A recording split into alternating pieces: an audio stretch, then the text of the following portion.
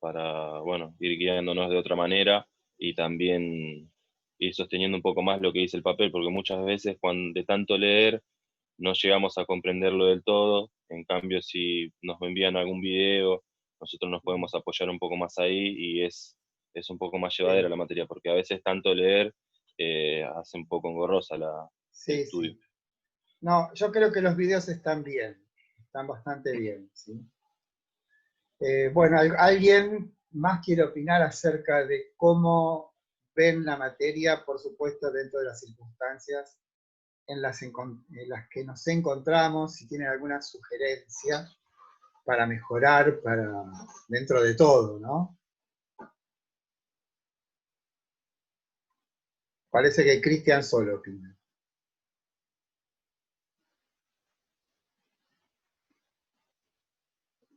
Tamara Carrizo no tiene nada que decir, a ver, ya les voy a interpelar. No, sí, los videos están muy buenos, la verdad que ayudan muchísimo, que capaz los textos sí, a veces son medios confusos, entonces la verdad que a mí por lo menos los videos, generalmente los trabajos los hice con los videos, así que Están salí sacados viendo. están sacados de los videos los trabajos prácticos. Sí, por eso, se me hacía más fácil los videos para hacer los trabajos que los textos. ¿Y Mariela Benítez, qué dice? Y yo, profe, la verdad que los videos no los vi, les soy sincera, no los vi porque tuve un lío bárbaro con el blog. Y ¿Pero por qué? tenemos un grupo de WhatsApp, no lo sabía manejar al principio, recién ahora me estoy metiendo. Lo que Bueno. sí, Ahí hay que sí pedir vi, ayuda, lo que hay que hacer es tratar de juntarse, pedir ayuda, ¿sí? a través de WhatsApp, en un grupo que tenemos, ahí fueron subiendo los chicos algunos videos y los estoy viendo ahora. Bueno, Pero sí vi algunos PowerPoint y eso. bueno. Bueno, ahora ya somos 11, así que empiezo con las respuestas a las preguntas que pusieron en el Google Drive, ¿sí? Bueno, acá tengo una tremenda, una que dice, diferencia entre lo abstracto y lo concreto. Ese tipo de preguntas que parecen preguntas así obvias, son muy importantes porque lo que hacen es ajustar el lenguaje, precisar los conceptos. Primero, una de las maneras, como habrán visto, de empezar a estudiar filosofía es compenetrarse con el sentido de las palabras. Los filósofos, los grandes filósofos y los no tan grandes también, ponen especial cuidado en cuáles son las palabras que utilizan y en definir con claridad el ámbito que esas palabras abarcan. Y acá tenemos una palabra que va, digamos, una dupla de palabras que es fundamental, abstracto y concreto.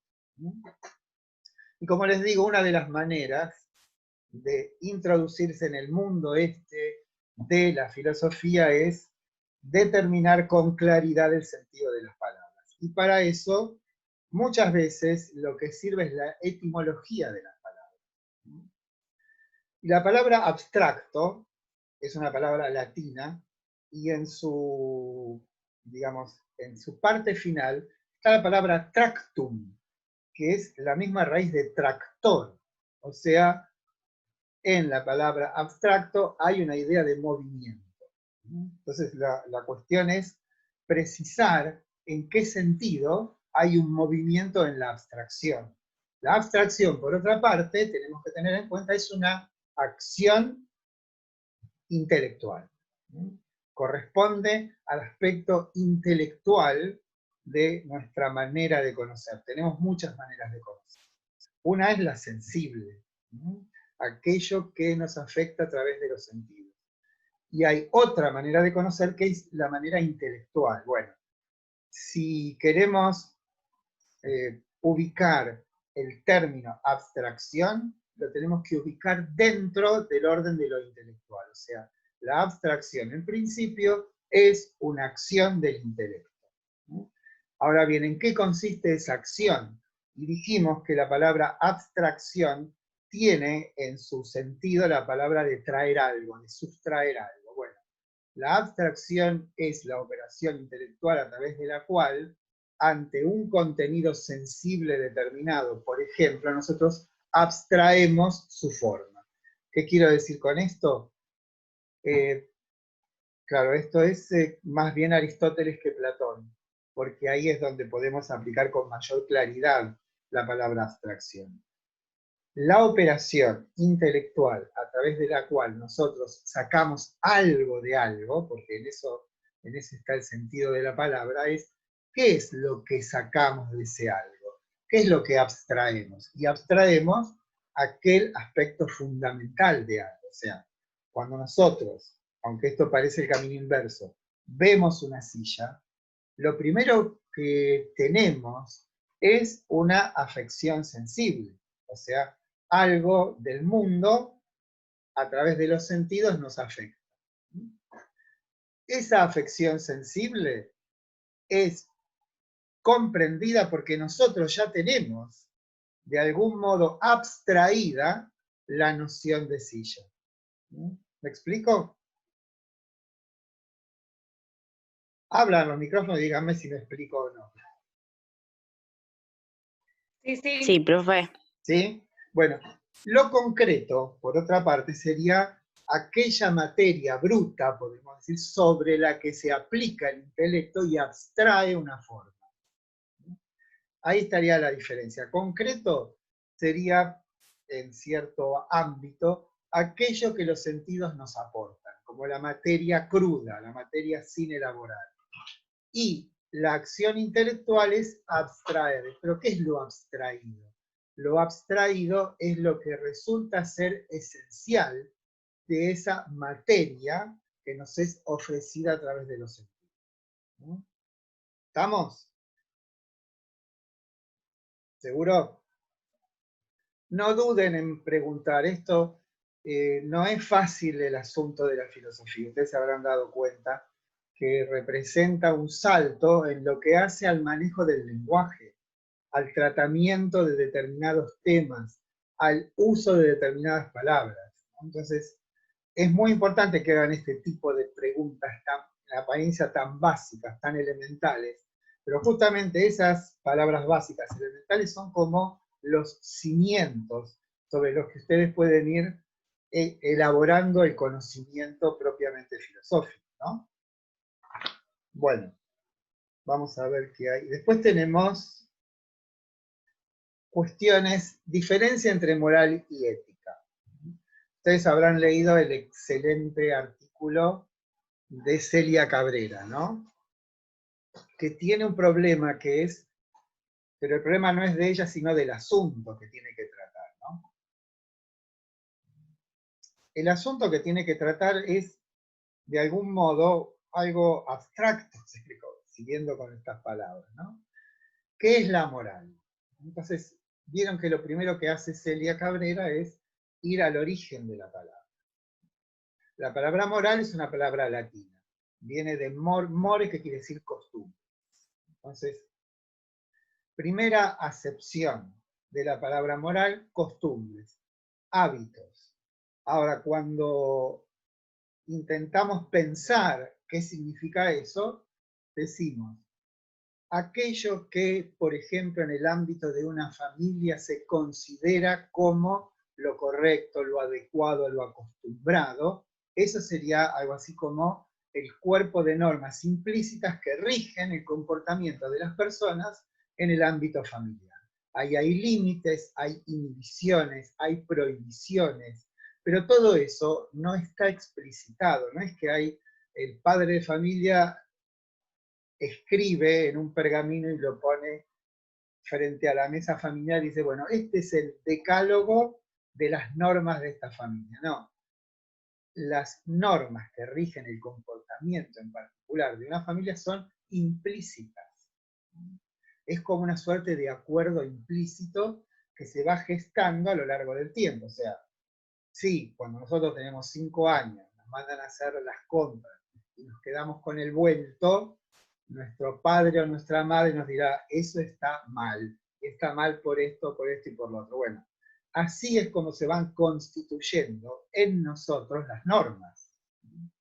Pero esa constitución de las normas se va dando de un modo natural, podemos decir, se va dando como que se van sedimentando en nosotros usos y costumbres, pero no están explicitados. También podemos decir que hay normas en la forma de esos hábitos en un club, ¿no? En una organización, en una empresa, hay siempre un cuerpo de normas implícitas que rigen el comportamiento de las personas, y esas normas se han ido engendrando, gestando a lo largo del tiempo.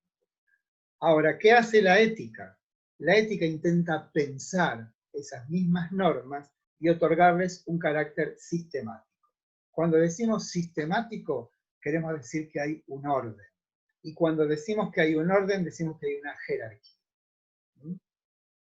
¿Está claro? Abran los micrófonos para preguntar o decirme si está claro, o hagan sí con la cabeza a los que voy viendo. ¿Sí? ¿Está clara la diferencia? No, O sí, sea, está claro. la Sí, profe, ética está es claro. una disciplina. La moral no es una disciplina. O sea, la moral disciplina, pero disciplina en el sentido de una disciplina de carácter filosófico, que intenta, a partir de los usos y costumbres, validarlos. Validarlos quiere decir otorgarles un sentido. ¿Cómo se le otorga ese sentido? A través del intento de decir, bueno, este cuerpo de valores está fundado en tal valor, por ejemplo, la justicia. A partir de esa reformulación reflexiva que representa la ética, lo que hace la ética es pensar la moral. Y ese pensar la moral se plasma, entonces, en una doctrina. Por ejemplo, la ética kantiana, la ética aristotélica. ¿Sí? ¿Qué hacen esas éticas? Tratan de ordenar la conducta de las personas. La moral, en realidad, como es implícita, como está gestada no de un modo reflexivo, sino que se va creando de un modo casi natural, podemos decir. En cambio, la ética lo que hace es, a partir de la moral, establecer un cuerpo de nociones, pero ese cuerpo de nociones tiene una pretensión de ser verdadera. Y además de ser verdadera, tratar de demostrar si es verdadera. Y después vieron que está la ética y está la metaética. La metaética es una reflexión a su vez sobre la ética. O sea, dice, esto que dice la ética kantiana, de que la buena voluntad es lo más bueno que existe sobre la tierra, ¿no? Dice, todo este texto que dice Kant.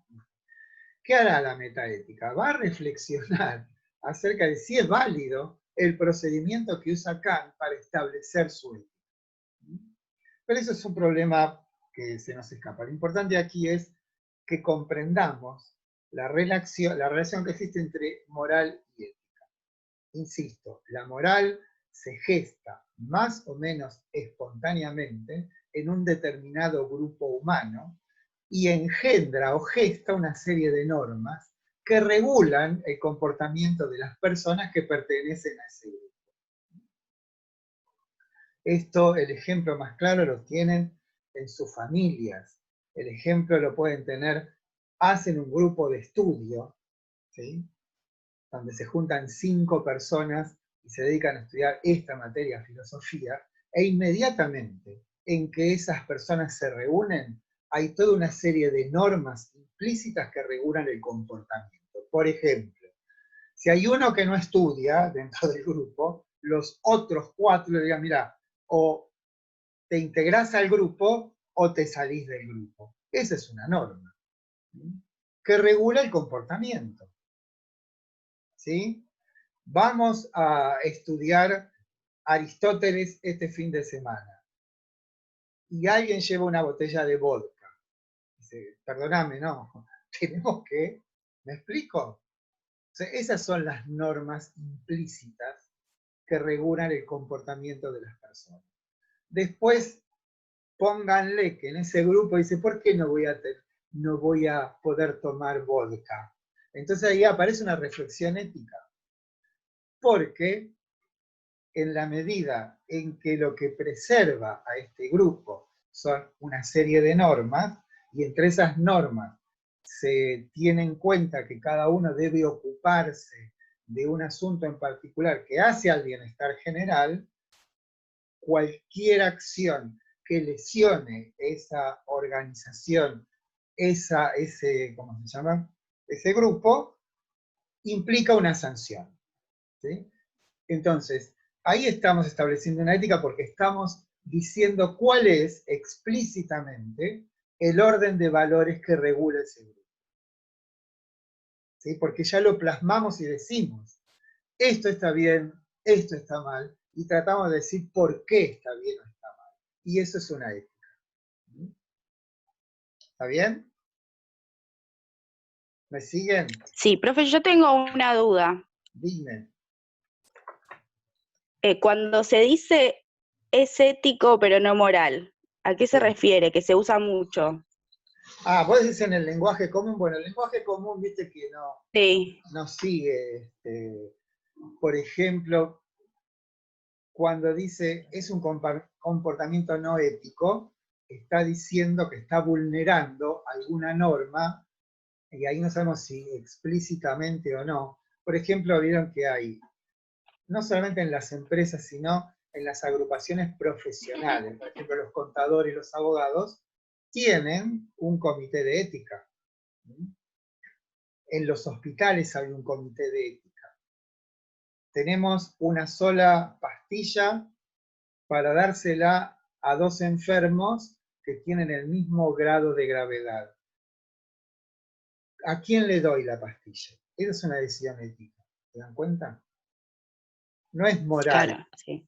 porque la moral no reflexiona, sino que simplemente la moral es algo vivido. Yo puedo tener un dilema moral y decir, el ejemplo este que pone del soldado que dice, ¿qué sería lo bueno? ¿Quedo a defender a mi madre y a mi familia o voy a defender a la patria? Ese es un dilema moral. Pero ese dilema moral se soluciona con una ética. Cuando digo, bueno, me salgo entonces de ese dilema y propongo una disciplina o apelo a una disciplina que va más allá de la moral.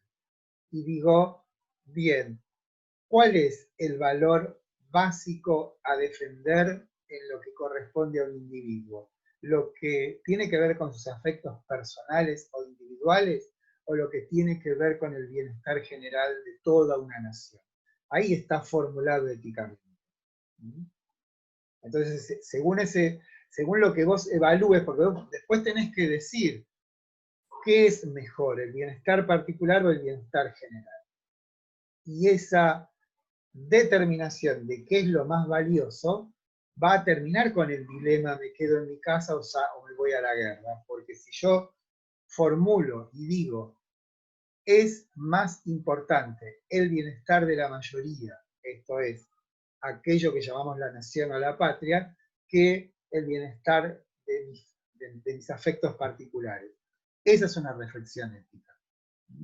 ¿Por qué? Porque pone sobre el tapete, pone de un modo explícito un cuerpo de valores. Dice, bueno, este valor es más valioso y trata de fundamentarlo. No es que es más valioso porque a mí se me ocurre. Es más valioso porque es mejor el bienestar general que el bienestar particular.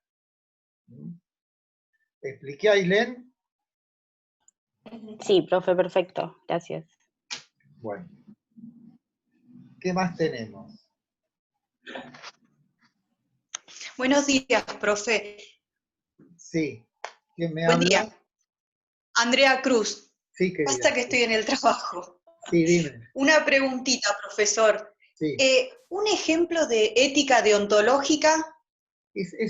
La ética deontológica es la ética que ordena hacer algo. O sea, que hay un cuerpo de valores, entonces vos actuás según la obligación, no según los efectos. Les voy a dar un ejemplo muy claro y tremendo para nosotros los argentinos. ustedes ni tienen ni idea de todo esto. Pero en algún momento se dijo que la democracia argentina se la debemos a Margaret Thatcher. ¿Saben quién era Margaret Thatcher, no? La primera ministra británica durante la guerra de Sí, Malvinas. profe, sí. Bueno. De la guerra de Malvinas, sí. Entonces, ahí es medir por los efectos. O sea, decir, ustedes los argentinos tienen democracia porque Margaret Thatcher derrotó a los militares, ¿no? Eso no es una ética deontológica, es una ética consecuencialista, que lo que valora como bien son los efectos. En cambio, una ética deontológica de lo que dice es una ética de los principios, de los valores de lo que se debe hacer, ¿sí? Un ejemplo de ética deontológica es actuar de tal modo que cuando, digamos, esto no lo vimos porque no vimos Kant, ¿no? Pero ahí en el texto sobre Kant hay un ejemplo del colectivo. Voy en el colectivo sentado, aparece alguien, una persona minusválida, o una persona mayor, una mujer embarazada, y ahí es donde se produce un problema. ¿Cómo debo actuar? Según lo que debo hacer. ¿Qué es lo que debo hacer? Y debo darle el asiento, porque para mí el asiento es algo circunstancial. Yo no estoy impedido, pero otra persona sí. Como diciendo, si yo pudiese elevar a una máxima, o sea, mi acción diría, da a otro lo que para vos no es necesario, pero para el otro sí es necesario. Ahí hay un principio, y hay una obligación, y hay una acción que tiene que ver con lo que a uno le parece, o que, bueno, eso le parece es cuestionable, lo que uno considera o tiene la convicción de que está bien. Entonces, resigna un determinado goce, un determinado placer, que es el quedarse sentado, y se lo da a otro que no es algo accesorio para una persona embarazada o una persona muy grande estar o no sentado. Para mí es indiferente, me da un cierto placer, pero para el otro es algo necesario. Entonces voy y le doy el asiento. Entonces ahí estoy actuando deontológicamente porque es una ética de la obligación. Hay un principio que me obliga a hacer algo. Las otras éticas, las que no son deontológicas, tienen que ver con los efectos. Digo, esto lo voy a hacer y en realidad, en lugar de medir cuál es mi intención, qué es lo que está dentro mío, cuáles son los valores que están en juego en mí, pienso y digo, ¿qué es lo mejor? ¿Sí? ¿Qué cosa tendrá el mejor efecto? ¿Sí? Esas son las éticas no De deontológicas. acuerdo, profesor. ¿Me expliqué? De acuerdo, gracias, profesor. No, de nada. ¿Alguna otra pregunta o sigo con la lista? ¿Saben cuántos somos? 14 somos. Éramos 64. Desastre, desastre. Faltaron muchos, profe. Bueno, acá todo lo demás es Platón, ¿eh? Hay una última que es de Aristóteles. Bueno, voy a tratar de enmarcar, porque en realidad son todas de Platón. ¿Por qué aparece Platón? ¿De dónde aparece? ¿De dónde surge? ¿No? Para eso tenemos que ubicarnos en el mundo de Atenas, no Grecia, Atenas. Lo relevante de Atenas es que Atenas es una democracia directa. Podemos entonces ingresar al asunto socrático platónico a través de una cuestión política. ¿Cuál es la cuestión política que está subyaciendo al surgimiento de estos pensadores? Es que, como decíamos, es una democracia directa. Hay que tener en cuenta, además, que en el año 480 a.C., los griegos vencieron a los persas, que es realmente algo totalmente inesperado, si se lo puede ver históricamente, ¿no? Esa victoria contra los persas hizo de Atenas una ciudad importante en el mundo griego. Y el efecto que produjo esa relevancia de Atenas en el mundo griego es que muchas personas de otras ciudades se fueron hacia el Ática. El Ática es la región de Atenas. Exactamente lo mismo que hoy ocurriría si de pronto conseguimos trabajo en Australia. Me voy para Australia porque hay mucho trabajo, pagan bien, etcétera, etcétera. Bueno, esa misma situación se dio en el mundo griego y en particular en Atenas, luego de la victoria contra los persas. Se llaman las guerras médicas. No tienen que ver con la medicina, tienen que ver con que los griegos llamaban a los persas medos. ¿Qué ocurre? Muchos individuos libres migran a Atenas. Muchos progresan económicamente. O sea, se enriquecen rápidamente.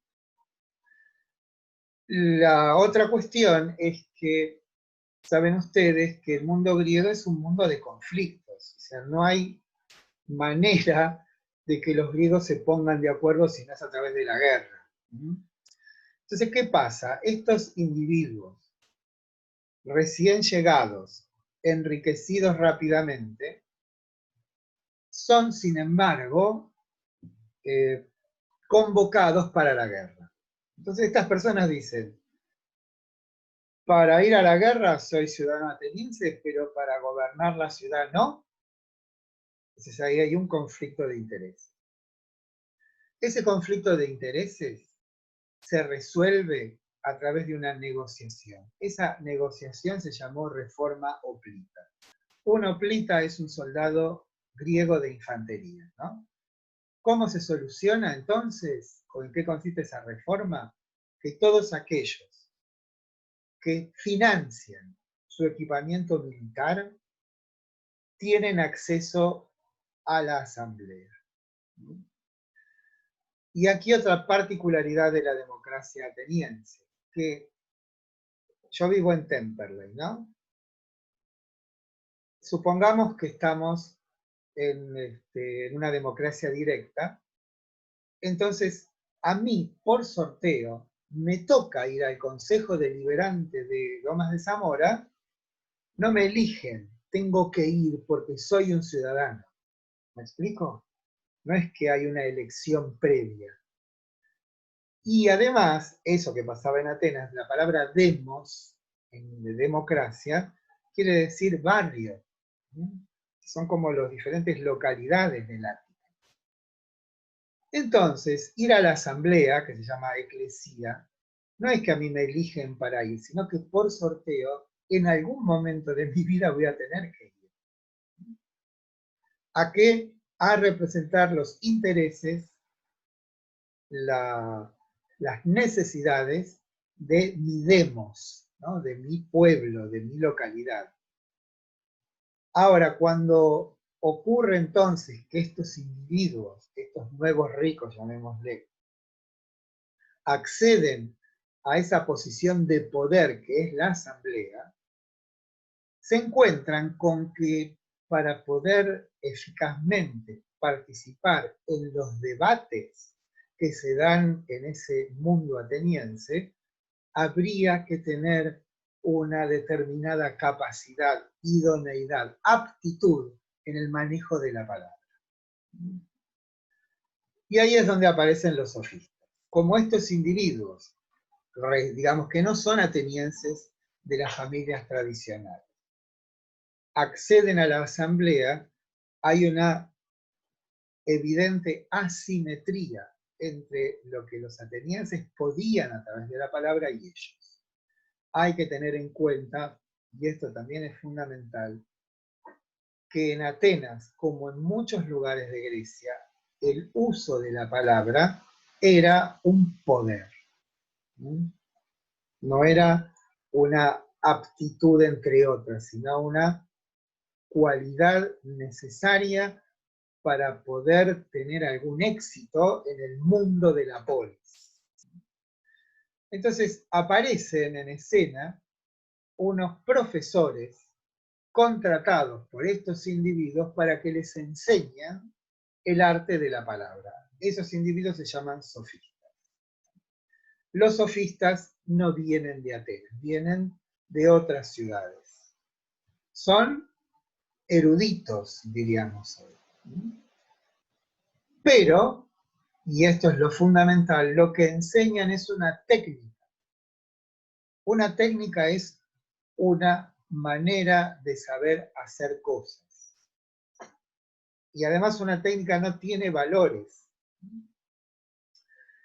El ejemplo más claro es, con la misma técnica con la que puedo fabricar una bomba, también puedo fabricar un aparato para detectar enfermedades. O sea, la técnica es neutra, depende de cómo se la use, como un martillo, lo puedo usar para golpear a alguien, lo puedo usar para construir algo. Entonces, lo que les enseñan los sofistas a estos individuos son técnicas que tienen que ver con el lenguaje, la dialéctica y la retórica. La retórica es el arte de hablarle a muchos, el arte del político, y la dialéctica es el arte del abogado, el que sabe, a través de argumentaciones, persuadir a otros o a otro, o a un tribunal, acerca de que yo tengo razón. El ejemplo más famoso es maestro y discípulo, ¿no? El discípulo le dice al maestro sofista, no te puedo pagar porque no tengo dinero. Entonces el maestro sofista le dice, sí, me vas a pagar. Cuando ganes tu primer pleito, ¿sí?, me vas a pagar lo que me debes. Y el discípulo dice, no, nunca te voy a pagar. Porque el primer pleito te lo voy a hacer a vos. Si te gano, no te pago, obviamente. Y si pierdo tampoco, porque no me enseñaste bien. ¿Sí? ¿Me explico? Esos son los artilugios sofísticos. ¿Hacia dónde conduce entonces esta práctica inducida por los sofistas? A posiciones relativistas y escépticas. Eso es lo que ustedes han visto en el texto de Celia Cabrera. ¿Qué es el relativismo? Aquello que dice un sofista famoso llamado Protágoras cuando afirma el hombre es la medida de todas las cosas. Esto es, no hay una medida que esté más allá de mí. No hay un orden objetivo de valores al cual yo deba someterme, sino que mi manera de actuar va a depender estrictamente de lo que a mí me parece, de lo que yo siento, de lo que yo pienso. A eso se llama relativismo. Y la forma extrema relacionada con el relativismo es el escepticismo. El escepticismo, que lo dice muy bien un sofista llamado Gorgias, dice, nada existe, si algo existiese no lo podríamos conocer, si lo pudiésemos conocer no lo podríamos comunicar. Con esto lo que está diciendo es, el mundo de los sentidos cambia incesantemente, y si cambia es porque no es. Y entonces, en tanto no es, no lo puedo conocer, y en el caso supuesto de que lo conociese, ¿cómo haría yo para comunicar algo que no es? Son todos, digamos, nos suenan a nosotros como justamente lo que se llama argumentaciones sofísticas. Ahora, ¿qué pasa con esas prácticas?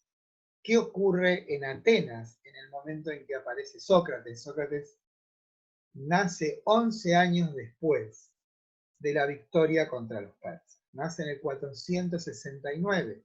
O sea, Sócrates es un testigo directo de la reconstrucción y del auge de Atenas.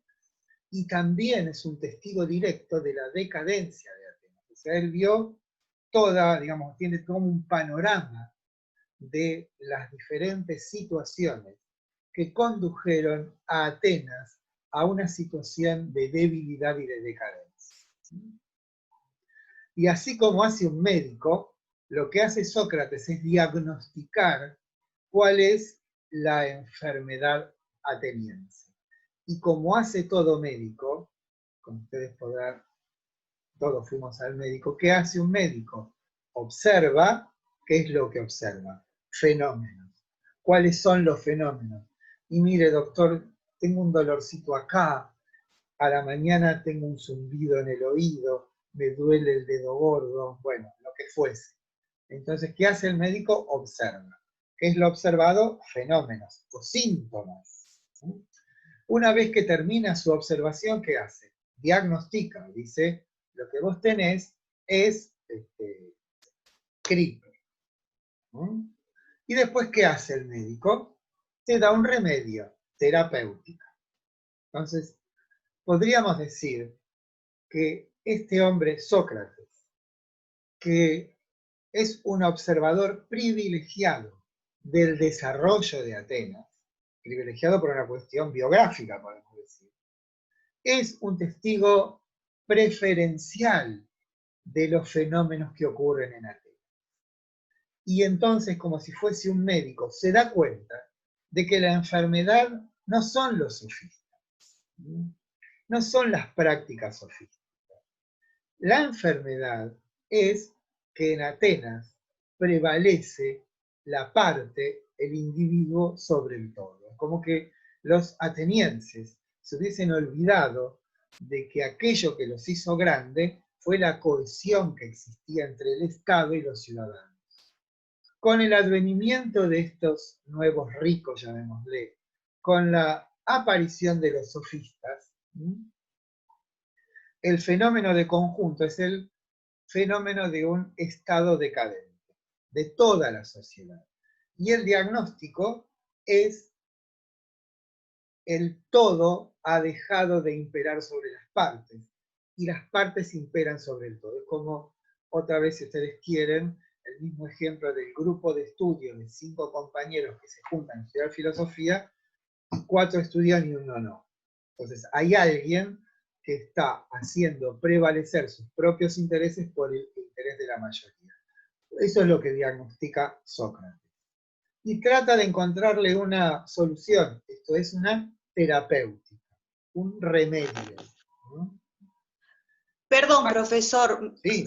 soy Andrea Cruz. Una preguntita. Entonces, ¿los sofistas también forman parte de la causa? No son la causa, pero forman parte de la Como causa. decíamos, son un síntoma, ¿no? O sea, no se le puede adjudicar la responsabilidad de la decadencia de Atenas a los sofistas, pero sí son un ingrediente. No, eso lo comprendo. Eso lo comprendo. Pero también forman parte, yo sé que ellos no son la causa, pero ¿forman parte de las otras causas? Y sí, como una, podemos decir, una intensificación del fenómeno. Como si decís, mire, usted tiene tal enfermedad y no debe tomar alcohol. Vos lo que haces es tomar alcohol. Bueno, eso sería lo que harían los sofistas. Intensifican un fenómeno que se dio, pero que ellos no causaron. Ellos no causaron la reforma oplita.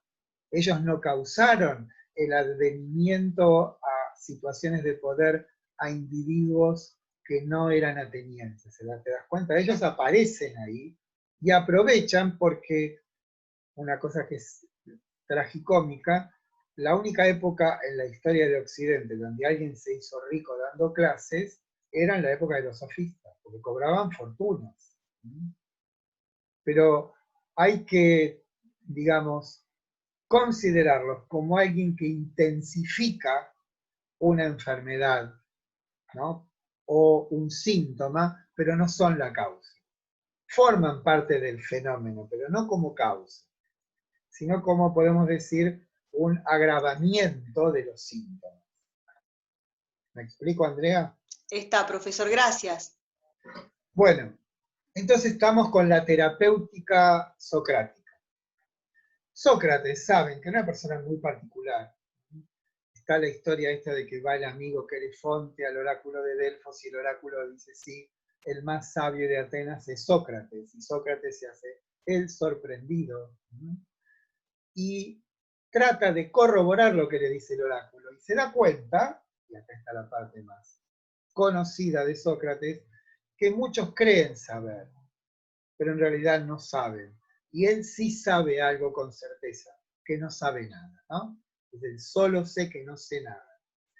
Ahora, lo que debería haber hecho Sócrates es organizar un partido político, como hacen los que quieren cambiar a una sociedad.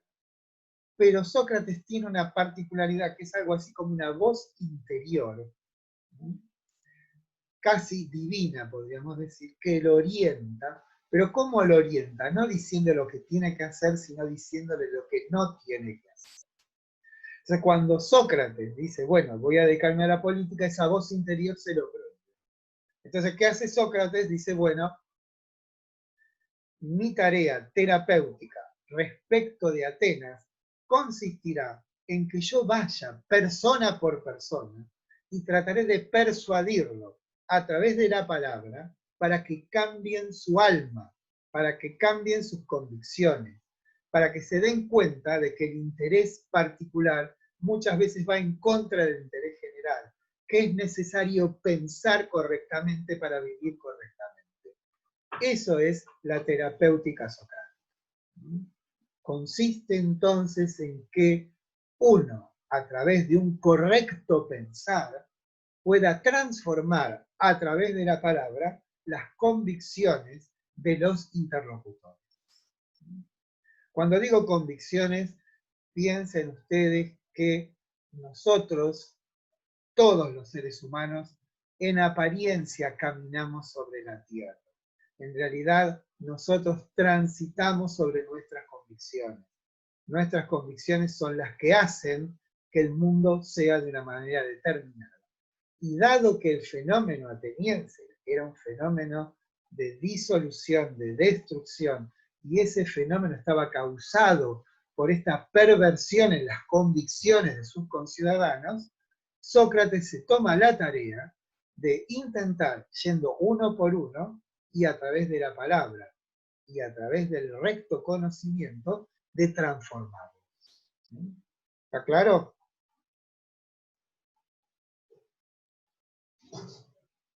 Pongan que sí o que no. O por lo menos con los que puedo verles la cara. Sí, profe, está Sí, claro. profe, disculpe. Lo que pasa es que yo estoy trabajando, entonces por eso no activo tampoco la cámara y no puedo participar mucho, perdón. No, yo porque si hay alguna pregunta. Bueno, ¿en qué consiste la terapéutica socrática? Como decíamos, uno por uno, cambiar las convicciones. ¿Cómo se cambian las convicciones? Un primer paso para cambiar las convicciones es disolviéndolas, destruyéndolas. Hay en la tarea socrática un primer paso que es puramente destructivo y que consiste en disolver esas convicciones. ¿Cómo lo hace? De una forma dialogal. Eso está, el ejemplo está en el texto y también está en el video, pero lo podemos recordar, es la conversación con Laques. Laques es un militar. Entonces, están discutiendo acerca de si es bueno o es malo enviar a los jóvenes a estudiar el arte de la guerra a un instituto que se había fundado en Atenas y que daban clases de estrategia, o sea, del arte de la guerra. Están discutiendo sobre eso y pasa Sócrates y lo hacen intervenir en la conversación. Entonces Sócrates astutamente les dice, pero de lo que están hablando ustedes es del valor. ¿En qué consiste el valor? ¿No? Y claro, los interlocutores de Sócrates no están entrenados, no tienen aptitud cuando se trata de este orden de ideas tan básico, como qué es la justicia, qué es el valor, qué es lo bello, qué es lo bueno. En todo caso saben cuáles son las acciones valiosas, cuáles son las cosas bellas, cuáles son las cosas buenas, cuáles son las cosas justas, pero desconocen en absoluto qué relación existe entre esa cosa buena y el bien. Están como perdidos o hundidos, como si fueran en la caverna. ¿Por qué? Porque todo su conocimiento proviene de la experiencia. Entonces lo que hace Sócrates, en el caso por ejemplo, cuando le dice, están hablando del valor, entonces de algún modo le dice a Laques, ¿y qué es el valor para vos, Laques? Y Laques dice, y en el campo de batalla, el soldado debe mantener siempre su posición y no retroceder jamás, ¿no? Es una definición. Entonces Sócrates le dice, bueno, pero yo sé que los tracios y los espartanos en el medio de la batalla simulan retroceder y eso desorganiza a sus enemigos y de un modo previamente ya establecido giran y contraatacan, ¿no? Entonces se dan cuenta que la definición de valor que da Laques no sirve. ¿Por qué? Porque hay un caso que la refuta. No es cierto que valor consista en no dar un paso atrás. Sí, los espartanos y los tracios son muy valientes y sin embargo dan pasos atrás. Entonces ahí Laques queda disuelto, destruido. ¿Por qué? Porque sus convicciones, que se expresan a través de sus definiciones, siendo él un militar, debe tener muy claro qué cosa es el valor. Y aparece un don nadie que se llama Sócrates y lo refuta. El asunto es que, y esto es lo más importante de todo, de lo que tenemos que entender, es que lo que hace Sócrates no es decirle, bueno, ves que estás equivocado en esto, Laques. En realidad el valor es tal cosa, y Sócrates le daría una definición del valor. No hace eso. ¿Qué hace Sócrates? Cuando Laques, consumido por la vergüenza, le dice, entonces Sócrates, ¿qué es el valor? ¿Qué le dice el otro? No sé. Yo no sé qué es el valor. En todo caso, lo que vos tenés que hacer, querido Laques, es buscarlo. Pero yo ya te di una pista. La pista que te di es que no habrás de descubrir qué cosa es el valor basándote en los ejemplos, basándote en la experiencia.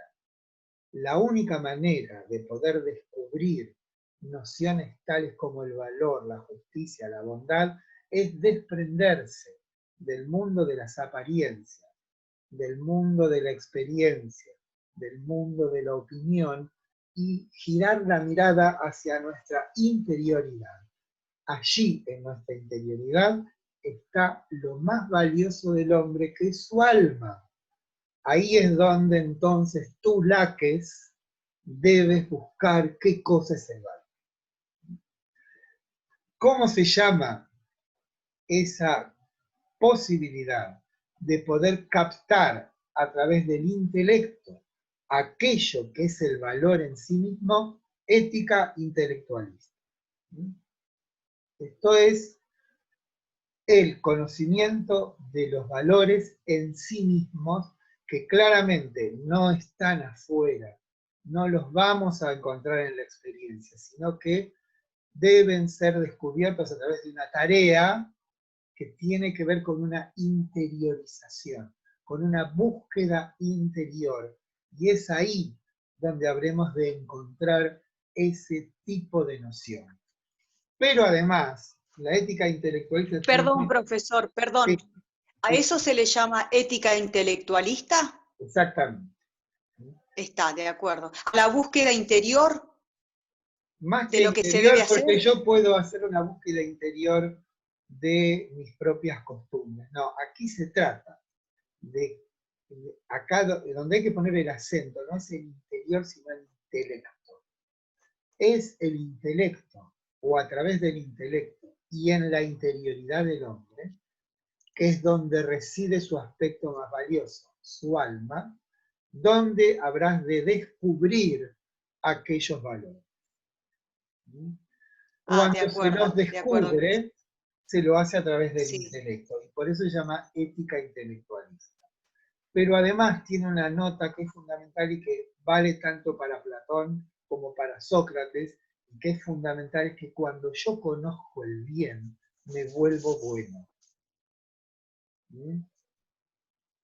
Hay una suerte de... Eso también forma parte de la ética. Claro. Y Perdón, esto, también forma parte de la ética intelectualista.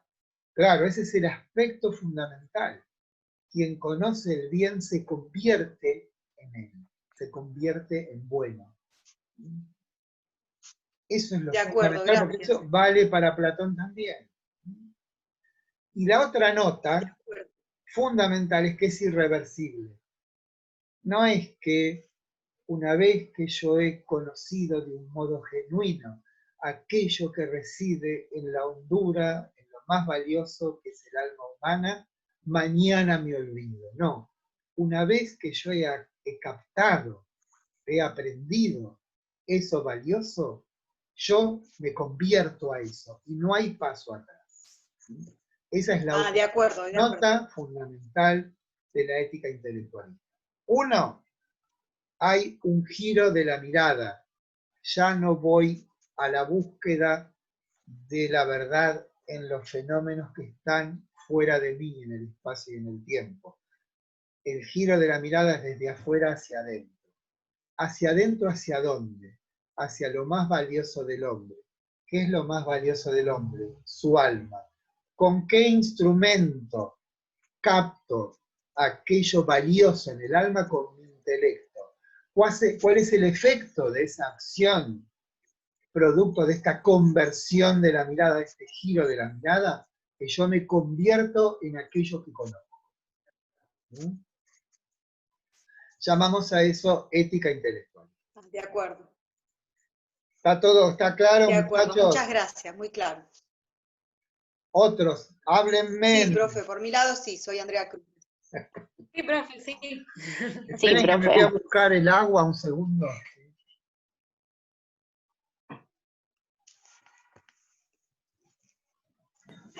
Sí, díganme.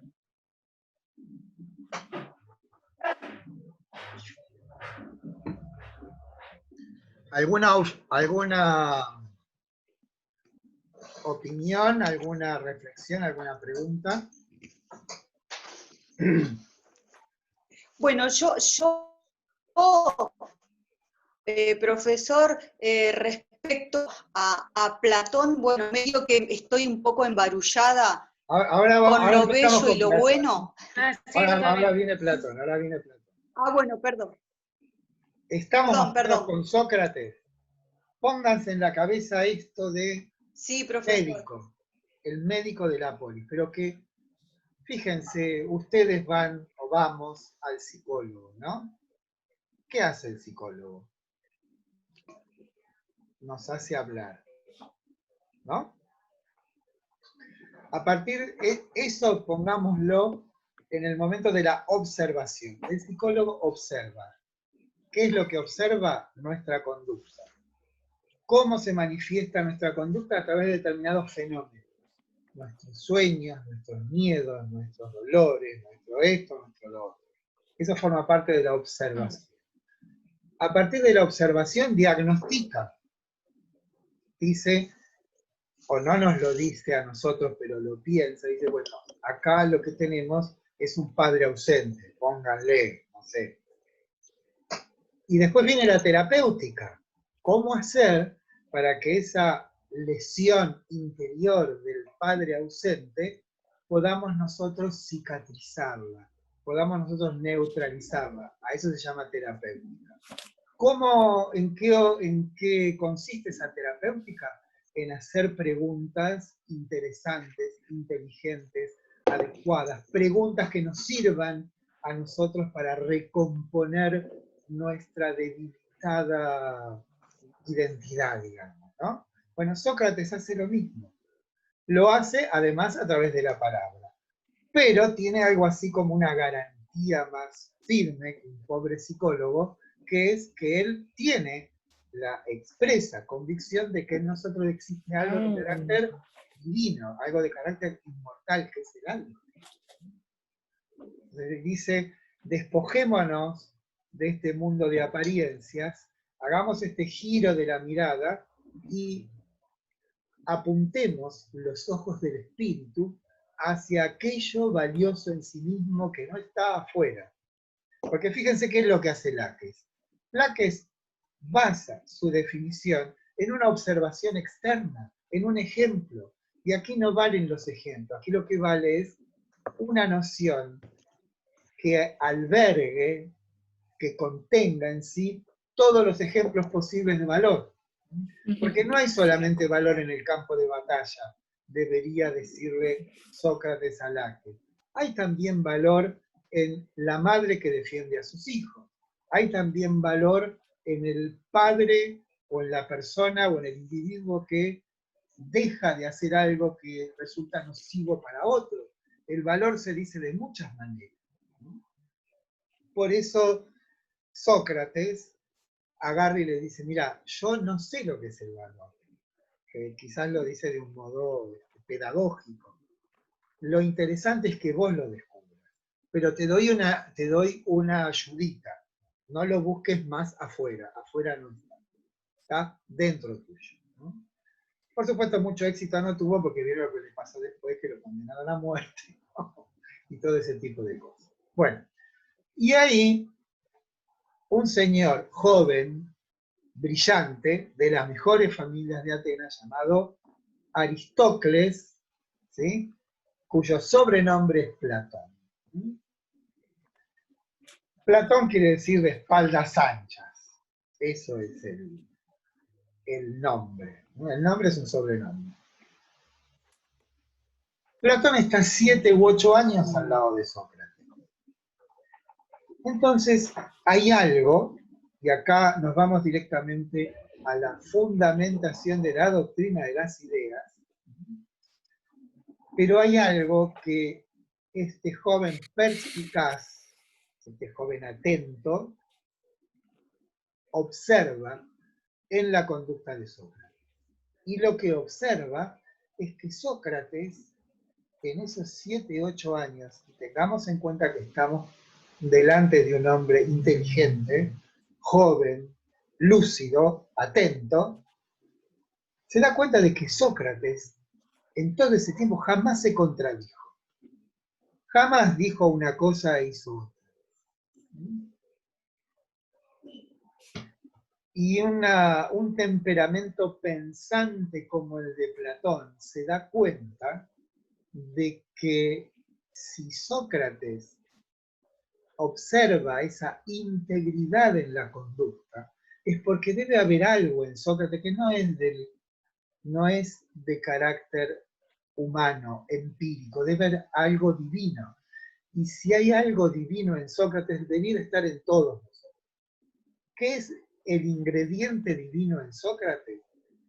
Lo voy a decir de esta manera.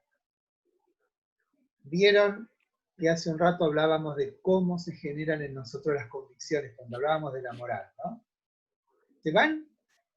Nosotros las vamos adquiriendo y se van sedimentando ahí. Pero de ninguna manera las pensamos. Simplemente se van depositando, se van construyendo solitas. Entonces, lo que piensa Platón de Sócrates es cómo es posible que una persona como Sócrates, o como yo, o como el otro, recibiendo siempre noticias fragmentarias del mundo, o sea, partes de cosas, sin embargo, cuando él tiene que actuar, actúa con esa integridad. Entonces ahí dice, aquí hay algo en este individuo Sócrates, y por lo tanto en todos nosotros, que le otorga a su conducta esa integridad. Y esa integridad en la conducta, cuando hablo de integridad en la conducta, quiero decir esto de que entre su pensamiento y su acción haya una coherencia, una cohesión siempre adecuada, siempre perfecta, podríamos decir. Eso que hace entonces que Sócrates observe en su conducta semejante integridad, no es algo que venga de la experiencia, es algo que debe estar impreso en cada uno de nosotros, como lo está en Sócrates. Entonces tenemos el primer camino que podemos transitar para la comprensión de la doctrina de las ideas, es que Platón descubre en la conducta socrática un ingrediente que no pertenece al mundo de la experiencia, algo que... ¿Por qué? Porque si todo es disperso, si todo es fragmentario, y Sócrates resulta ser íntegro, es porque hay algo en Sócrates que pudo juntar, que pudo homogeneizar todo eso y darle una textura correcta, adecuada, perfecta. ¿Alguien preguntaba algo? ¿No? ¿Los abrumo con mi manera de hablar?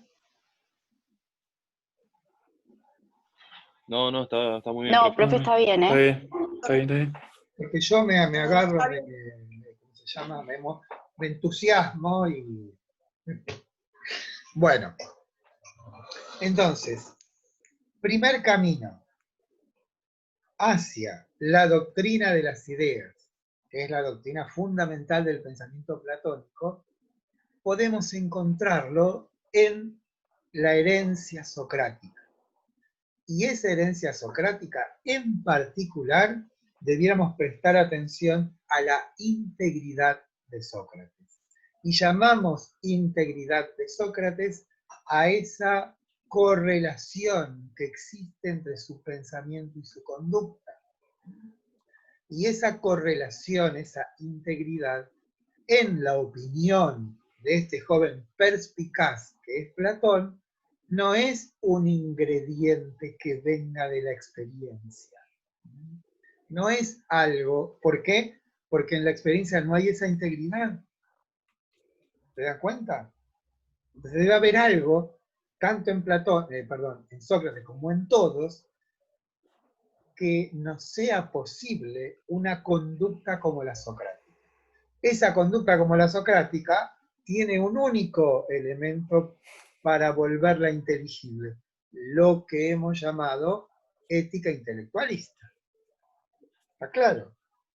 ¿Cómo es que Sócrates logra semejante integridad? Porque ha descubierto, a través del intelecto y en sí mismo, esos valores. Y cuando descubro esos valores, me convierto en ellos. O sea, ya pueden ver desde dos perspectivas cómo es que Platón se, digamos, toma de Sócrates esa integridad. Y el otro camino es el que le da Pitágoras. ¿Sí? Me cansé de, en realidad me ponen muy nervioso muchas veces. Perdónenme lo que les voy a decir, ¿no?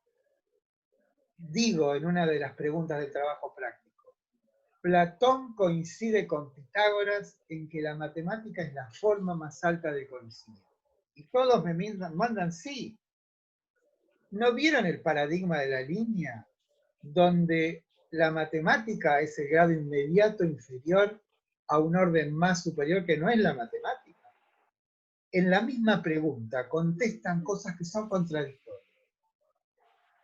Dice una cosa y dice otra y las ponen las dos como verdaderas. Esto es. Bueno, pero esto es, esto fue una descarga emotiva, ya me imagino. Vamos por el otro camino, o sea, tenemos un camino para la fundamentación de la doctrina de las ideas que se basa en la experiencia directa de Platón con su maestro Sócrates. Esa experiencia tiene que ver con la integridad de la conducta socrática. Y esa integridad de la conducta socrática la atribuimos a esto que llamamos ética intelectual. Ahora, por otra parte, Platón conoce a los pitagóricos. ¿Sí? ¿Qué dicen los pitagóricos? Que la forma última de la realidad son los números. Caramba. Pero hay algo más interesante. ¿Vieron que hay un lindo videíto de los pitagóricos? ¿Lo vieron en el video? Hay que lo encontré muy interesante sobre la música y la matemática. Sí, profe, sí, lo vimos. Más allá de Sí, eso, sí. lo que tenemos que tener en cuenta es que el enemigo a vencer son los sofistas. Sofistas. No como individuo, sino como práctica. ¿Cuál es lo fundamental? El relativismo, o sea, que yo hago lo que me parece. Y no hay ninguna norma absoluta que pueda regir mi conducta. ¿Por qué? Porque no podemos acceder a la verdad. Entonces Platón le dice, ¿cómo? ¿Es opinable que 2 más 2 es 4? ¿Puede venir una persona de otra cultura y decir, no, 2 más 2 es 5? ¿Les parece pertinente eso? Obviamente que no. O sea, No.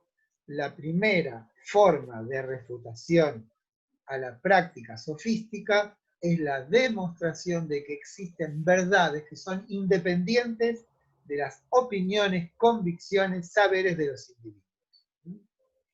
¿Sí? Lo digo de nuevo. Sí. En nuestra pelea con los sofistas, o con el relativismo y el escepticismo reinantes en Atenas,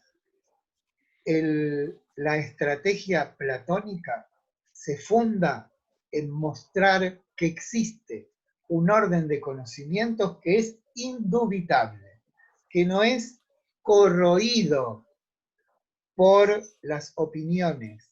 O sea, yo puedo traer un matemático inglés, un matemático chino, un matemático argentino, y van a coincidir. ¿Por qué? Porque las verdades de las matemáticas son independientes de las opiniones, ¿no?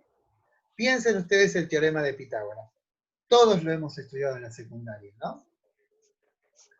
Hace unos 3000 años que alguien enseña a alguien el teorema de Pitágoras. Podemos decir que hubo miles de millones de personas que han estudiado el teorema de Pitágoras.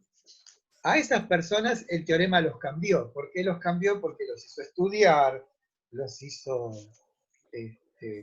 transformarse, porque la educación es una transformación. Ahora, cambiaron las personas, cambiaron los receptáculos del teorema de Pitágoras. ¿Cambió el teorema? No. No. Bueno, ahí tienen ustedes entonces el otro fundamento visible para la elaboración de la doctrina de las ideas. Es que existe un tipo de verdades que resultan irrefutables. Sí. Perdón, profesor. O Sí. sea que los sofistas lo que hacían era que si había una verdad como la matemática, ellos decían que era relativa, o sea, algo que es inamovible, ellos... No, lo que hacían ellos era callarse la boca, porque no podían refutarlo. Ah, está. Justamente por eso es una refutación. O sea, uno puede pensar a los filósofos como estrategas. Y la estrategia es el arte de la guerra. Bueno, ¿quién es el enemigo de Platón y Sócrates? Los sofistas. Los sofistas. ¿Por qué son enemigos? Porque afirman que no existe la verdad. Simplemente. Eso. Ahora, eso quise decir. Si en una sociedad no existe un orden de valores que se consideran válidos, que se consideran verdaderos, ¿qué queda de esa sociedad? ¿Se dan cuenta? Se disuelve. Sí. Porque cada uno va a decir, a mí lo que me diga la Constitución me importa 3 pepinos. ¿No? Porque yo soy yo. Bueno, esto lo vimos con la cuarentena. ¿Sí? A mí nadie me va a impedir que yo salga de mi casa, pero vos estás contagiando, hermano. Claro. ¿Sí? No me importa lo que digan las leyes. Bueno, eso es, o sea, no es que la sofística sea mala. Malos son los efectos. ¿Por qué? Porque no hay ninguna comunidad que pueda regirse sin leyes. No puede haber individuos que hacen según su propio interés, desconociendo las leyes, porque las leyes son los que le dan unidad a una nación. Eso en la época de Atenas y hoy en el AMBA, no es diferente. Entonces, lo que hacen Sócrates y Platón es dirigir, digamos, su artillería conceptual contra los sofistas, refutando que no existen verdades. Entonces le dice, Platón les dirá, sí, hay algo verdadero, porque es inmutable, se llama matemática. Ahora, de acuerdo. Que es con lo único que lo pueden es con lo único que lo pueden rematar. Claro, digamos, se refuta.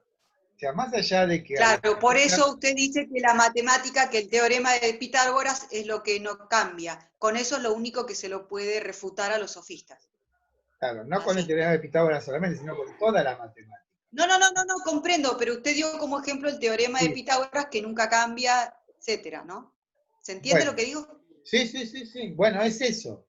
Ah, O sea, de acuerdo. contra la convicción de los sofistas de que no existen verdades universales, Platón responderá con sí existen, se llama matemática. Ahora, la doctrina de las De ideas acuerdo. en particular resulta del intento de extender el tipo de certeza que da lo matemático a todas las cosas. Por eso es que hay en el paradigma de la línea un estrato superior a las matemáticas. ¿No? Lo digo de nuevo. La doctrina de las ideas tiene uno de sus fundamentos en el intento que hace Platón de extender a todas las cosas el tipo de certeza que nos da lo matemático. De acuerdo. ¿Cómo se plasma eso en Platón?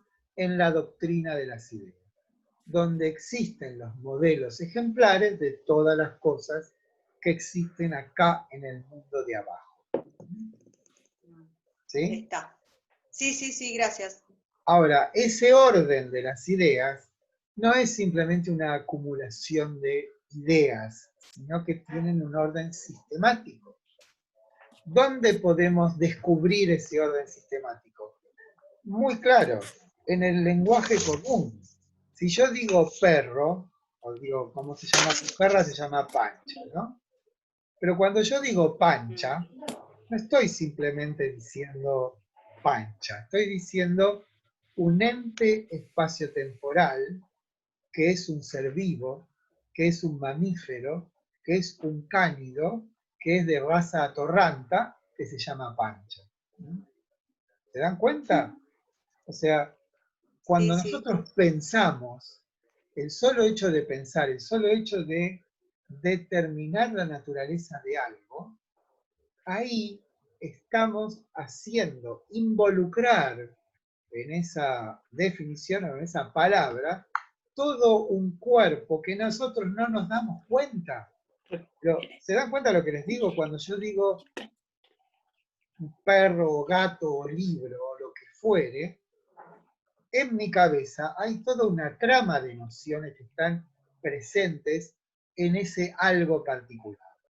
Esto es, lo que quiero decir con esto es, el orden de las ideas se traslada al orden de lo espacio-temporal. ¿Por qué? Porque, como ya sabrán, el mundo de las cosas, el mundo de lo espacio-temporal es una copia del mundo de las ideas. Y al ser una copia, resguarda, o el mundo de las ideas le comunica su carácter sistemático. ¿Sí? Y por eso, porque hay un carácter sistemático en las cosas también, es posible conocerlo. No sé si me explico. ¿Conocen ustedes, no sé si está el ejemplo... Profesor, ¿qué vendría? O sea, yo porque medio que cuando lo leo yo por ahí lo entiendo, ¿sí? Pero por ahí no lo puedo reflexionar como usted lo dice, porque es como que escrito es una cosa y después reflexionarlo es otra porque quizás falta esto, la explicación. A mí me pasa esto, soy Andrea Cruz. Sí, escúchenme. ¿Conocen la tabla periódica de los elementos de Mendeleev? Sí. ¿Se acuerdan de la secundaria? Sí, profesor. ¿Quién no me lo dice nadie? Me lo dice Andrea Cruz nada más. ¿Algún otro? Sí, yo me acuerdo, pero no mucho. Pero no importa eso. A lo que voy es que este hombre, Mendeleev, vieron parte del elemento más simple que es el hidrógeno. Después pasa el helio, el carbono, bueno, todos los elementos, ¿no? Son 92, creo. ¿No? Había lugares vacíos, porque había elementos que los habían descubierto. Cuando los descubren, dicen, sí, coincide con lo que decía Mendeleev. O sea, partamos de una premisa. El orden de las ideas es un orden sistemático. Cuando digo sistemático, digo un orden jerárquico. Cuando digo jerárquico, quiere decir hay nociones que abarcan a otras. Volvamos al ejemplo de Pancha, de la perla. ¿Cuál es la noción más abarcadora que determine la naturaleza de Pancha? ¿Pancha existe en el espacio y en el tiempo o no existe en el espacio y en el tiempo? Contesten. Sí, profe. Existe, claramente existe en el espacio y en el Sí. tiempo. Bueno, las cosas que existen en el espacio y en el tiempo se dividen en cosas vivas o no vivas. ¿No? Sí. Entonces, si Sí. queremos llegar a Pancha, decimos, ente espacio-temporal, ser vivo. Para los seres vivos pueden ser o vegetales o animales, ¿no? Sí. Bueno, si son animales, podemos dar algunos saltos. Los animales son mamíferos o no mamíferos. Si son Sí. mamíferos, dentro de los mamíferos ponemos son cánidos o no cánidos. Dentro de los cánidos encontramos a los perros, encontramos a Pancha. ¿Se dan cuenta que eso ya está en nuestra mente? Sí. ¿Por qué está pensado platónicamente? Está en nuestra mente porque nuestra mente es un reflejo o una visión, podemos decir, de las ideas. ¿Mm? Ustedes tienen en el texto el ejemplo de la pesca con caña también, ¿no? Sí. Sí. En el Sofista, que es un libro de Platón, lo desafían a que defina la pesca con caña. Dice, bueno, arte extractivo de seres vivos, acuáticos, que se hace hiriéndolos de abajo hacia arriba, ¿no? Eso lo llama dialéctica. Esto es, primer paso, tenemos un enemigo a vencer, se llaman los sofistas, o el fenómeno sofístico, o el relativismo, o el escepticismo, llámenlo como quieran. ¿Cómo lo podemos refutar? La forma más firme de refutar esto que hacen y dicen los sofistas es demostrar que existe un orden de conocimiento que es invulnerable, que no tiene que ver con las opiniones, con las ideas, con las convicciones de los individuos. ¿Cuál es ese orden? La matemática. Bien. Hemos refutado entonces la tesitura sofística que dice que todo es opinable. Tenemos un perro sofista. ¿Sí? Que todo es opinable. Hay algo que no es opinable, se llama matemática. Segundo paso, ¿qué hace Platón? Intenta extender el orden, digamos, el tipo de certeza de la matemática a todas las cosas. ¿Qué hace? El mundo de las ideas. ¿Qué es el mundo de las ideas? Un orden de nociones inmutables, inengendradas, solamente captables a través del intelecto. Todo eso son las ideas. ¿Cómo se demuestra la existencia de las ideas? Por ejemplo, se demuestra cuando nosotros experimentamos algo como bello. ¿Sí? Cuando nosotros experimentamos algo como bueno. Es ahí, en la estricta medida en que el mundo sensible es una copia, donde en la copia se transparenta o se transmite algo del mundo de las ideas. Y como vieron que Platón piensa, y esto es más que un pensamiento, es un mito, dice que las almas, antes de llegar a nuestro cuerpo, pasan por el río del olvido. Entonces, cuando nosotros experimentamos algo bello o algo bueno, lo que se produce en nosotros como conmoción es porque el alma recuerda ese estado anterior en el cual ella estaba en una vinculación inmediata con todo eso que es el mundo de las ideas. Pero como se encarna en un cuerpo ahí, olvida. Pero olvidar no es perder. Olvidar es ocultar. Y cuando en la experiencia se me presenta, no sé, piensen un crepúsculo, piensen una música que los conmociona, piensen una obra de arte, piensen un crepúsculo, piensen un bosque, piensen en una persona amada, piensen en alguien que de pronto lo ven y los conmueve, esa conmoción que nos produce aquella aparición en el orden del espacio temporal es porque el alma de pronto se recupera aquella integridad que pierde cuando se mezcla con el cuerpo. Lo que hace Platón es darnos un instructivo para que nosotros podamos recuperar esa integridad perdida. ¿Cuál es el procedimiento? Lo que nos muestra en el paradigma de la línea. Perdón, o sea, lo bello, lo bueno es lo del alma, profesor. Lo bello y lo bueno se manifiestan, pero en nosotros están, pero olvidados, ocultos, por este mito que cuenta Platón del río del olvido. Cuando pasan por el leteo. ¿Sí? Sí. Ahora, cuando nosotros experimentamos en nuestra vida esta, de ahora, en la música, en el arte, en alguna visión, en un crepúsculo, en un amanecer, en una noche serena, de pronto nos conmovemos, es porque captamos que en eso que se nos aparece hay un orden eterno, infinito, y ese orden eterno e infinito ya lo teníamos, porque si no, no lo podríamos percibir. Pero lo teníamos oculto, olvidado. Lo que hace Platón es decirnos, muchachos, y en esto se parece mucho a Sócrates, tienen que dejar de preocuparse u ocuparse o atender el mundo de lo que se aparece y ver en lo que se aparece un signo, una expresión, un síntoma de algo que es mucho más profundo y verdadero y que reside en nuestra alma. ¿Por qué? Porque nuestra alma estuvo en el orden de las ideas. No hace más que explicitar eso que Sócrates decía, pero que no terminaba de o sea, lo bello y lo bueno nos hace recordar. Lo bello, lo bueno que se aparece en la experiencia,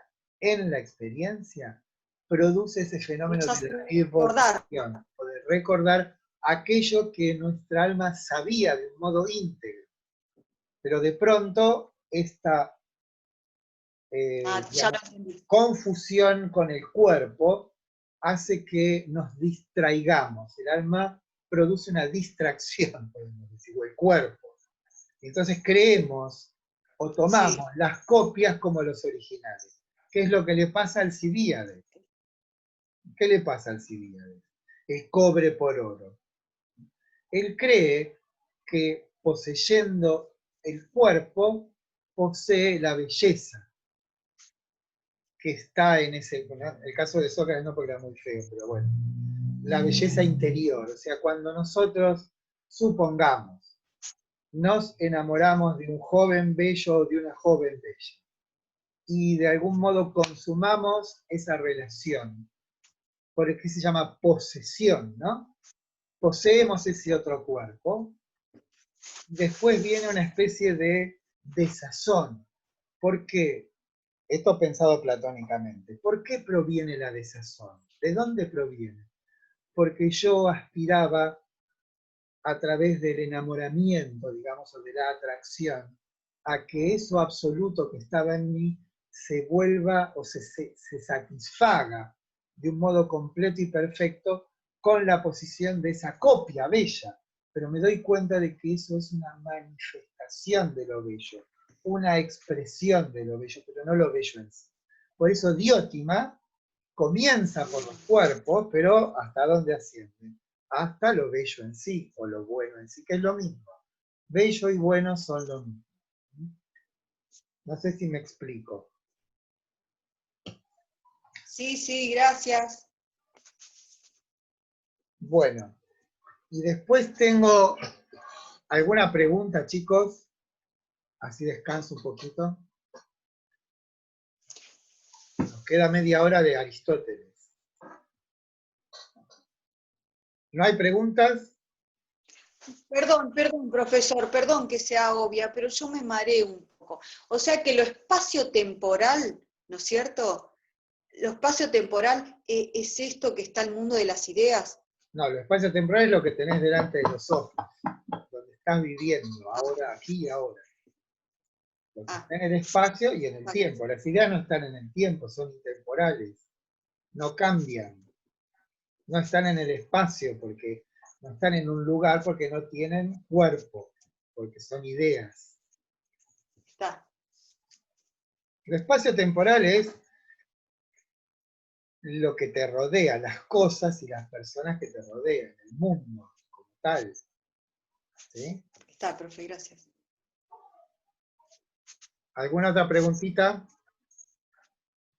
Porque hay una pregunta de Aristóteles tengo acá.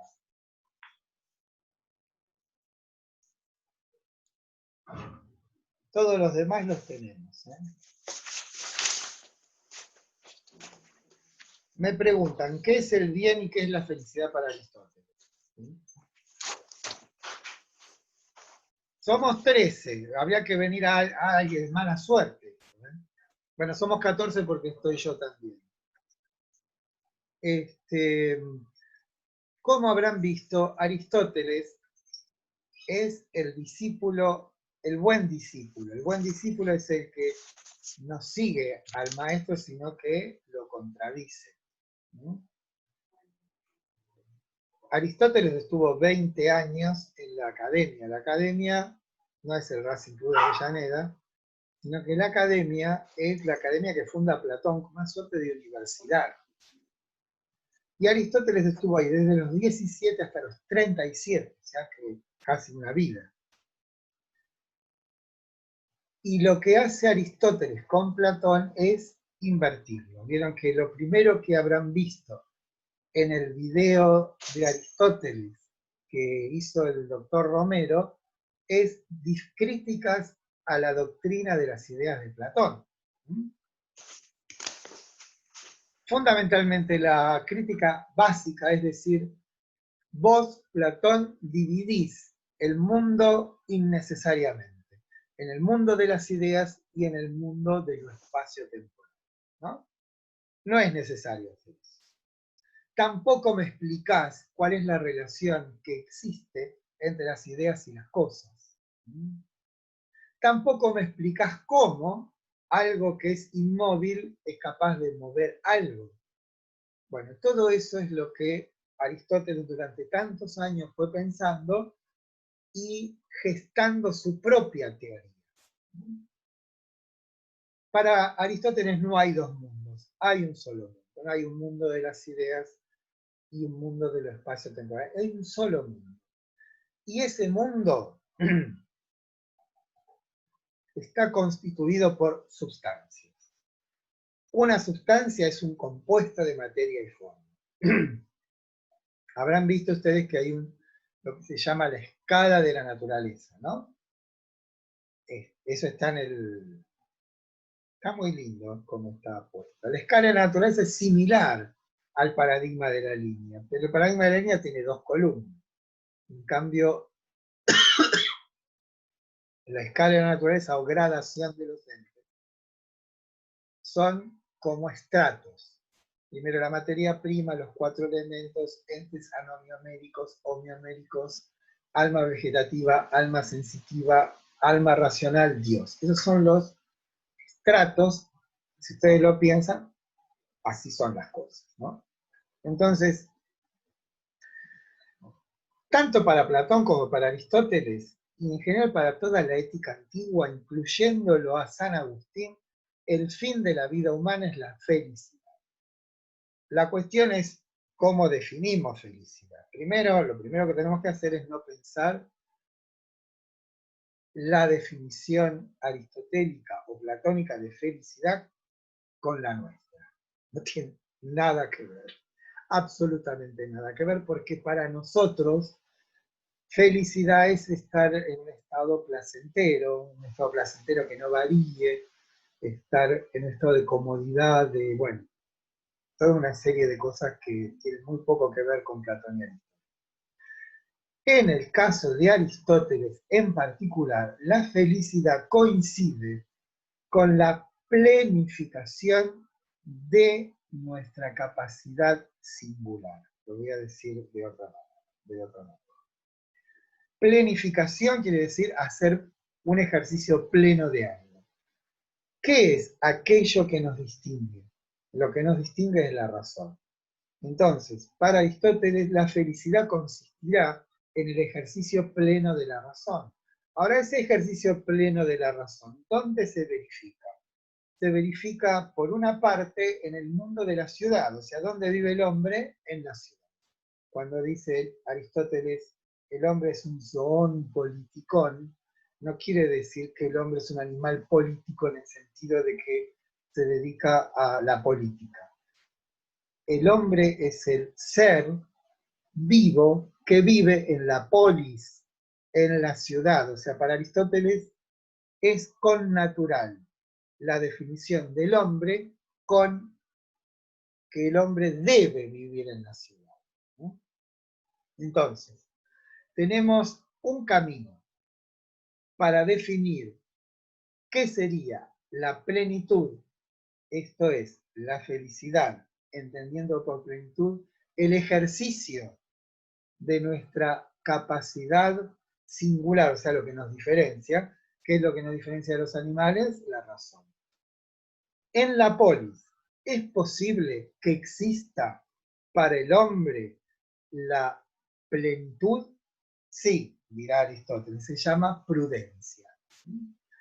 ¿En qué consiste la prudencia? Consiste en un hábito de elección, ¿no? O sea, primero un hábito. Saben que en Aristóteles está en la Ética Nicomaquea la frase esta que nosotros decimos ahora, una golondrina no hace verano, lo dice ahí.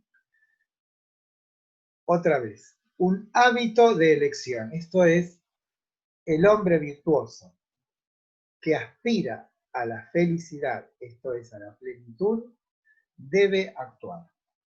Actúa. Sus acciones, para que sean buenas, esto es, virtuosas, debe ser un hábito, no algo esporádico, no un día sí, un día no. Y además, ese hábito debe tener en cuenta que sea de elección, esto es, que ante una situación dada, yo debo pensar, debo sopesar, tengo que determinar cuál será la mejor acción para esta situación en particular. Entonces, un hábito, la virtud, el acto virtuoso es un hábito de elección. Ese hábito de elección siempre se da entre dos extremos. Un extremo por defecto y otro extremo por defecto, ¿no?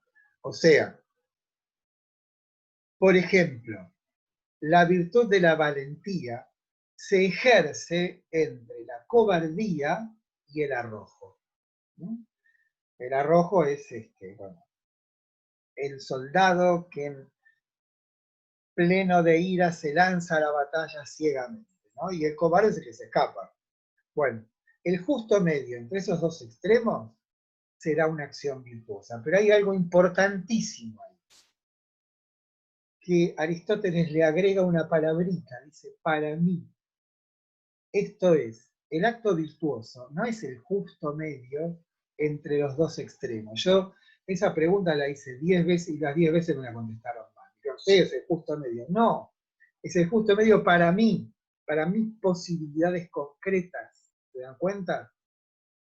Tiene en cuenta Aristóteles mis limitaciones, mis capacidades. Con esto quiere decir que cuando yo soy valiente es porque tengo miedo. Si no sería un arrojo. ¿Se dan cuenta?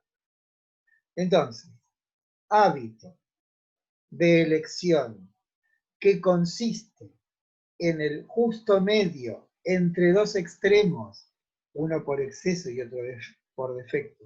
Justo medio que es para mí y le agrega una, digamos, impronta antiplatónica cuando dice tal como lo haría un hombre prudente.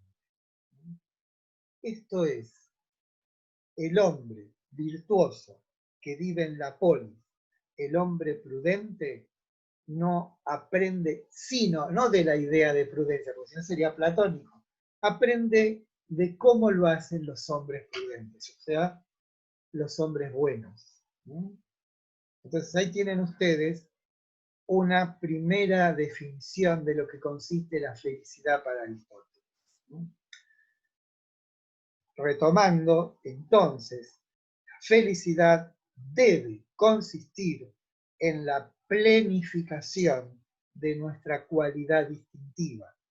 ¿Cuál es nuestra cualidad distintiva? ¿Quiero escucharlo?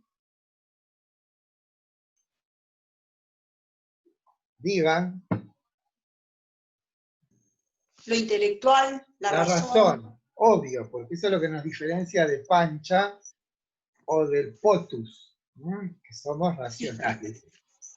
Entonces, la felicidad pensada como plenitud y la plenitud pensada como plenificación, lo será de nuestra cualidad distintiva.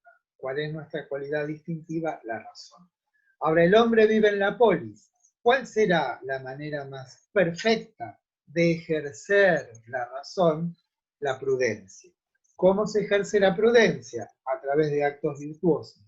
¿En qué consiste un acto virtuoso? En un hábito de elección que consiste en el descubrimiento, podríamos decir, del justo medio entre dos excesos, para mí, según lo haría un hombre prudente. ¿Está? Sí. Aristóteles. Sí, La única que me contesta es Andrea Cruz. A ver si alguien me dice algo, además. Cristian, perfecto. Profe, será porque soy la que menos se entiende, capaz. O la más audaz, la más valiente en el sentido aristotélico. A ver, Elín Cesaro, ¿qué tal? No va a ser como ¿cómo se llama? Parece el senador que puso la foto y se fue. Elín Cesaro no está. Se fue. Rocío Cáceres. Foto y se fue. Bueno. Hola. Bien. ¿Estamos de acuerdo con esto de Aristóteles? Yo me perdí un poco cuando habla de la prudencia y del hombre que vive en la ciudad. Esa parte no entendí mucho. Bueno, lo primero, eso no es lo fundamental, es entender que para Aristóteles el fin de la vida humana es la felicidad, como también lo debería ser para nosotros. Ahora, ¿en qué consiste la felicidad? Se pregunta Aristóteles. Y la felicidad es una acción, dice. Pero, ¿qué es aquello que debe ser accionado? ¿Mi cuerpo o mi mente? ¿No? Entonces dice, obviamente, aquello que tendrá que ver con la plenitud de mi condición, tendrá que ver con aquello que me distingue de los animales, que es la razón. Ahora bien, la razón ejercida en el ámbito de la ciudad, ¿sí? De la polis, daría como resultado un hombre prudente. ¿En qué consiste un hombre prudente? Aquel que actúa según la virtud. ¿Qué es la virtud? La virtud es un hábito de elección. Elección que se ejerce entre dos extremos. Para mí, según un justo medio para mí, según lo haría un hombre prudente. ¿No? Si ustedes aprenden eso y entienden eso, ¿entendieron a Aristóteles? O la ética. Perdón, profesor. No alcanzo a escucharlo cuando dice la última palabra, es un hombre, no alcanzo a escuchar lo que dice. Prudente. Prudente. Y todos me dicen Gracias. que me voy, empiezo con mucho énfasis y después termino bajando la voz. ¿Sí? No, así.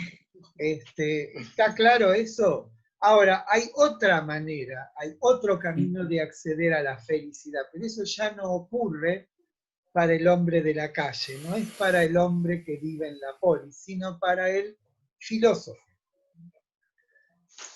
esa forma de felicidad, que es, en realidad no es contradictoria, sino complementaria de la otra, es la del filósofo, porque es él el que puede ejercer o llevar a cabo la forma más alta del pensar, que es la contemplación de Dios.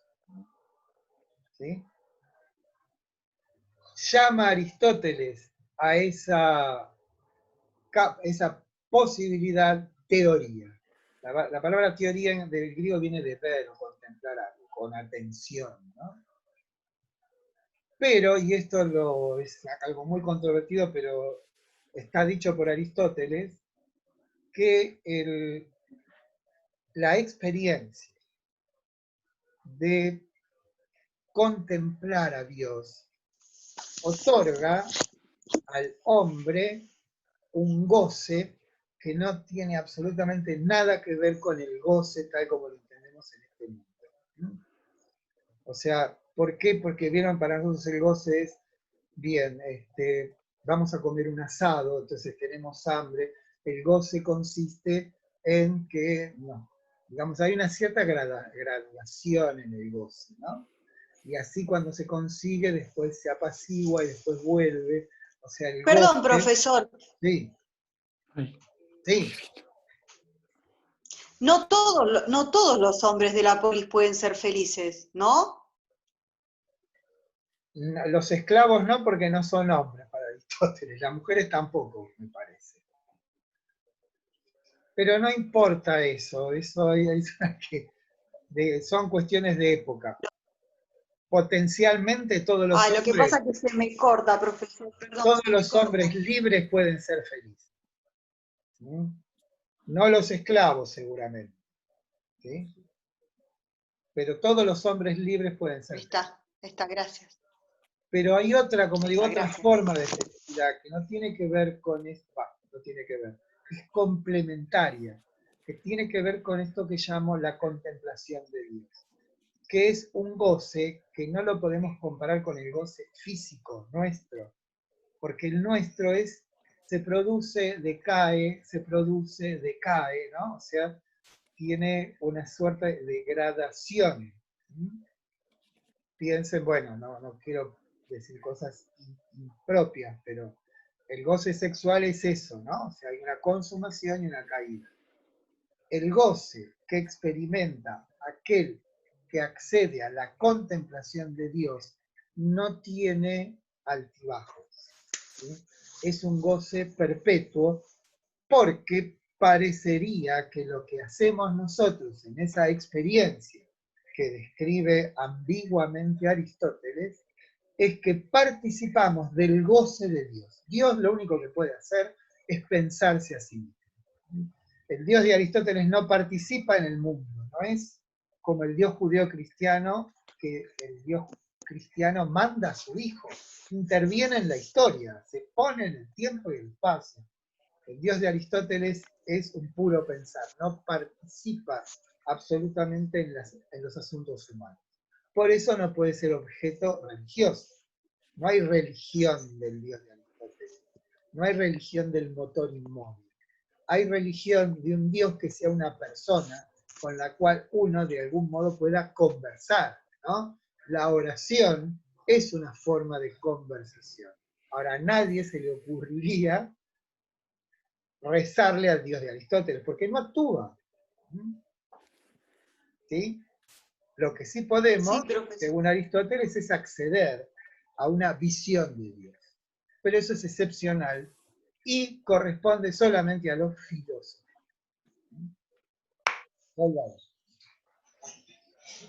Bueno, estamos por finalizar. ¿Alguna preguntita más? Pues faltan 11 minutos. Sí, profe, yo le quería consultar si la modalidad del examen va a ser así conceptual, que van a hacer preguntas. El parcial van a ser 5 preguntas de multiple choice y 5 preguntas de desarrollo. Perfecto, perfecto, buenísimo. ¿Y este video, esto que usted está grabando ahora, lo va a poder subir? Espero que sí. Mandarnos aunque sea en el Drive. Sí. Sí, lo que hago es lo pongo en la página. ¿sí? Perfecto, perfecto, porque acá estaba muy claro todo lo que comentó. Espero no tener problemas porque siempre bueno, no lo voy a insultar. El Zoom hace una cosa un poco perversa que es, lo graba y si vos tenés otra grabación, te la pisa, ¿no? Ahora voy a hacer tratar de hacerlo bien para no perder la grabación, ¿sí? Bueno, ¿alguna otra consulta?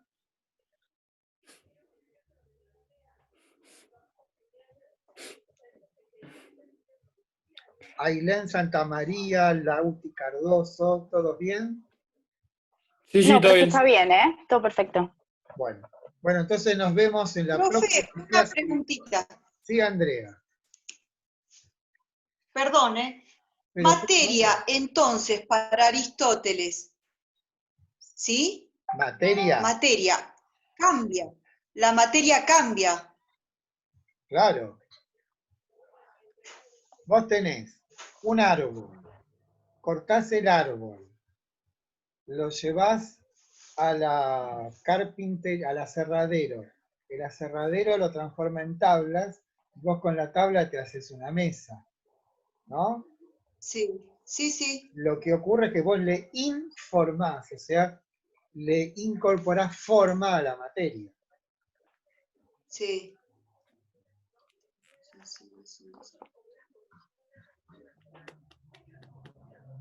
Bueno, los dejo porque... ¿Los dejo o no los dejo? Profe, una pregunta. ¿El parcial quedó para el jueves 8 al Para el final? jueves. Los que lo quieran dar el 6, ya me di cuenta, si quieren dar el 6, los doy el 6, pero me parece más conveniente tener 2 días más, me pareció. Que no esté ¿Y a tan... qué hora, profe? ¿Cómo?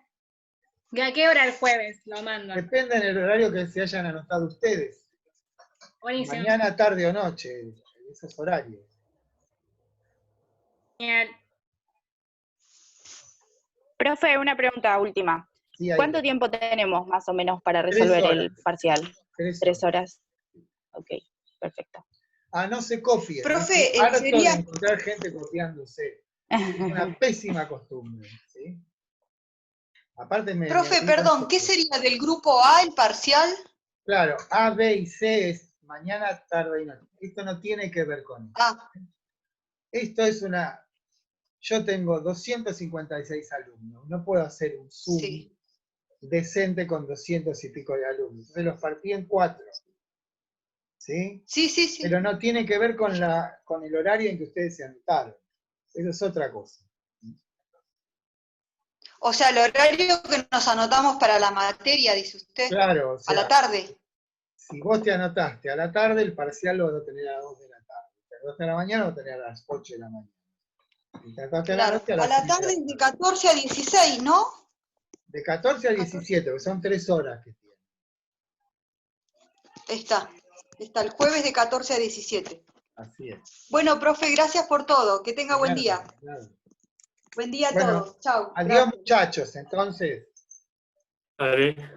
Sí. Chao, nos vemos. Dale, profe, nos vemos. Chao, Chao, profe, gracias. Gracias. Muchas gracias, hasta luego.